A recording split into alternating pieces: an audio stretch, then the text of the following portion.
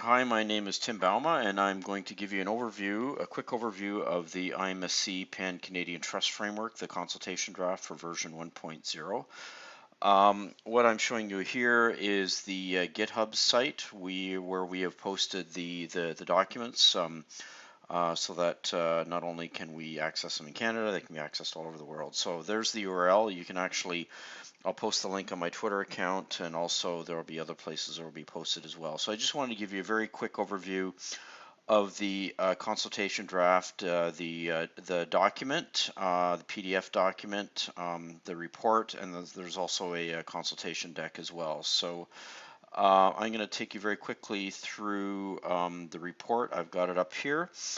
Again, this is the version 1.0 of the Pan-Canadian Trust Framework. It is still under review. It's not endorsed by the IMSC nor DIAC. For those of you who are not familiar with those acronyms, IMSC stands for the Identity Management Subcommittee. It's basically the provinces, the territories, and some municipalities from across Canada that have been working on identity management for the Government of Canada. And then DIAC is also the Digital Identity and Authentication Council of Canada. So what I'm showing you here is what we're calling the public sector contribution. So we've been working on this document for quite a while now. Really took it up a notch over the past few months. Starting early 2019, we had an in-person meeting in Ottawa in late February, and then we've been having weekly calls and been incorporating all the feedback. So a lot of you have seen the document before, so I'm just going to go through it very quickly. Again, it's a very extensive document. The table of contents gives you a sense. There's three main sections. Of course, we have an executive summary. We have the purpose, the development strategy, terms and definitions, background and context for those not familiar with the Canadian context. The meat of the document is section 5, the Pan-Canadian Trust Framework, where we go through all the key elements. And that goes on for a fair number of pages. And then we have an appendix, which we have some additional background material for a reader that might not be familiar with identity management and just want some further background reading. And of course, a whole series of figures. As I said before, it's a very extensive document. We have an executive summary that goes through, describes what I just went through. Then we have the purpose, and really the purpose is to describe the Pan-Canadian Trust Framework, what it is. And it's really the audience is for members of the digital identity community, digital identity technology service providers, and users of digital identity services. So just I caution you, this is a pretty comprehensive and technical document. It's not for the faint of heart to read. It's we've tried to keep it as plain language as possible, but it does go into pretty detailed descriptions. Of course, we have terms of definitions. That's at the back of the document. In the background and context, we put some material on the Pan-Canadian approach that we've had for years within Canada, discussion around federation and federated trust frameworks. We added a piece on the evolution of identity models, the evolution from centralized to federated and to self-sovereign models. We see that there is, and I'll just read from here, that there is a new and emerging global ecosystem incorporating newer technologies, decentralized ledgers, consensus protocols. And we see that these new schemes are actually going to be working in conjunction with these other technology schemes. So we just set those markers in the document so people are aware of that we are tracking the latest and greatest technology developments. You'll notice some highlighted documents, highlights in the document. There are sections that still are under review, and we will be putting out a call for comments and reviewing in April to finalize this document. So we just highlighted the pieces where we need to have like a close review of the material. Context, the goals, objectives, the guiding principles. We have a series of guiding principles here. We actually produced a public policy recommendation document. It's also up on GitHub. We did that in late 2018. We had it endorsed by the Joint Councils back in February, and we also have the digital standards that the Government of Canada has produced. We put those in there.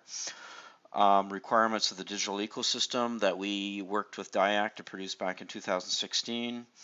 And then DIAC had produced a later revision of those principles in 2019. We need to collapse that into a set of principles for the Pan-Canadian Trust Framework, but we decided for this consultation draft to put them all in.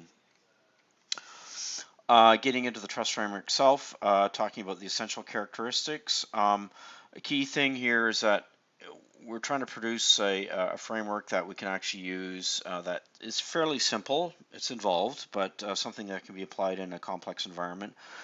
We needed to be technology agnostic. We needed to complement, not repeat existing frameworks, security, privacy, service delivery, etc. This is going to be applied in different jurisdictions with different legislation, different policies, so we need to have the ability to provide clear links. And we've normalized, or we want to, via the framework, to normalize key processes and capabilities. Discussion on identity domains. We've made a clear distinction between what we call foundational identity, kind of the genesis block, if you will, of how you actually come to exist as an individual, and versus a contextual identity that's used for service or within a particular sector. So we have a discussion around that. Trusted digital representation. So this framework is more than just a digital identity. We've digital identity of individuals, of organizations, but also trusted digital relationships. That could be like power of attorney, officers of corporation. So we've incorporated that into the higher level. Again, we have some entity relationship diagrams there to help some of the modelers out. We have this notion of trusted supporting infrastructure, all the other complementary frameworks that need to be applied, as well as the Pan-Canadian Trust Framework.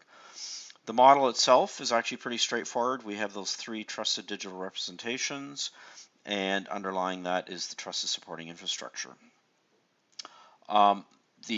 The central part of the trust framework is this formal definition of trusted processes, and we go into considerable detail there.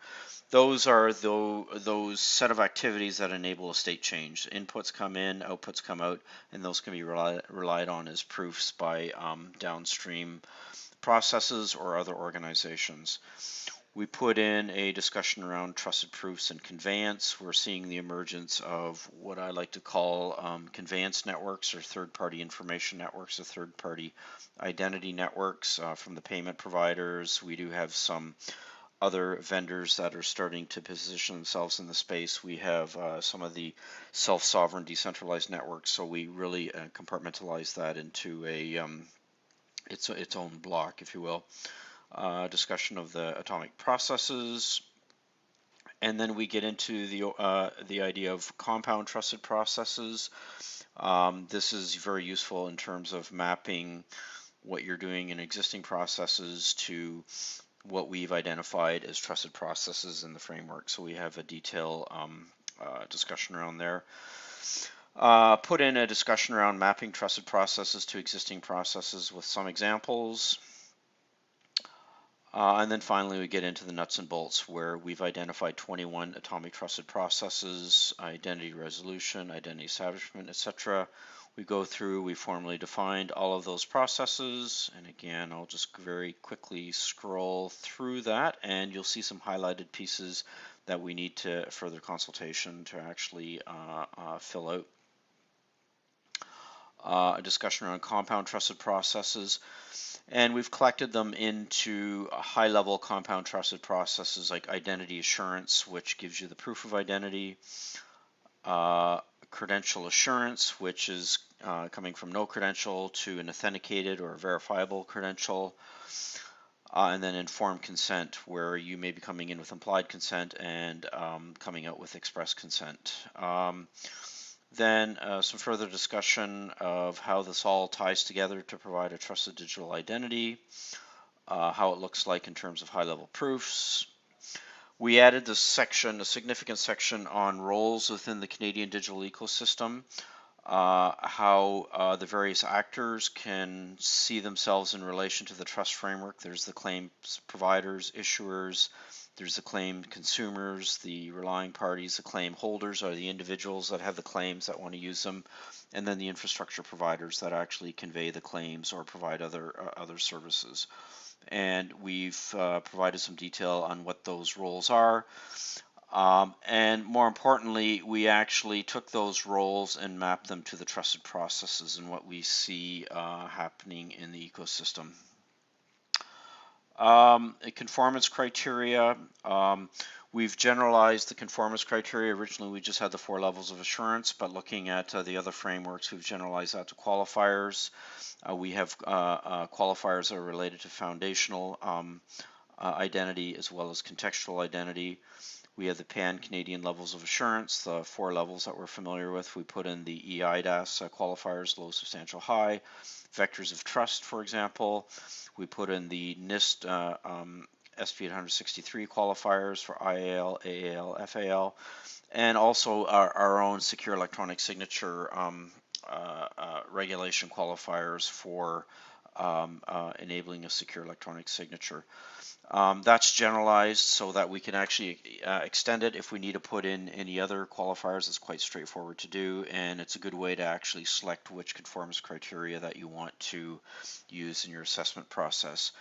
We've also added a considerable discussion around the actual assessment process itself.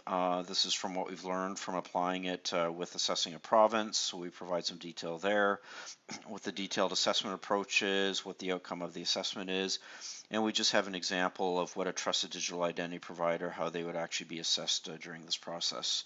So we have lots of detail around there. We provide some discussion around certification and accreditation. And then finally, we have the appendix on the identity management overview and some background information. Also, what we have developed is a detailed worksheet. We have all the trusted processes that are mapped to the conformance criteria. It's not part of this document. It's going to be delivered and maintained separately. It's pretty extensive. I do have a link on the GitHub repo that actually points to the Google Docs worksheet. I think there's, as I said, there's 21 trusted processes, and I think at last count, we have about 250 different conformance criteria mapped against that.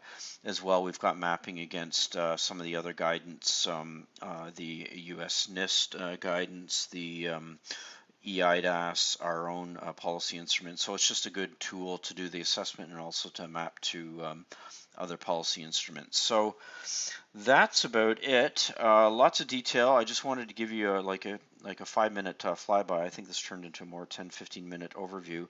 The document's up there for you to read. Happy to get any comments. You'll see like a more formal comment process come out in the next couple of weeks. But there's the document, the Pan-Canadian Trust Framework. So thanks for spending time with me, and look forward to hearing from you. Bye.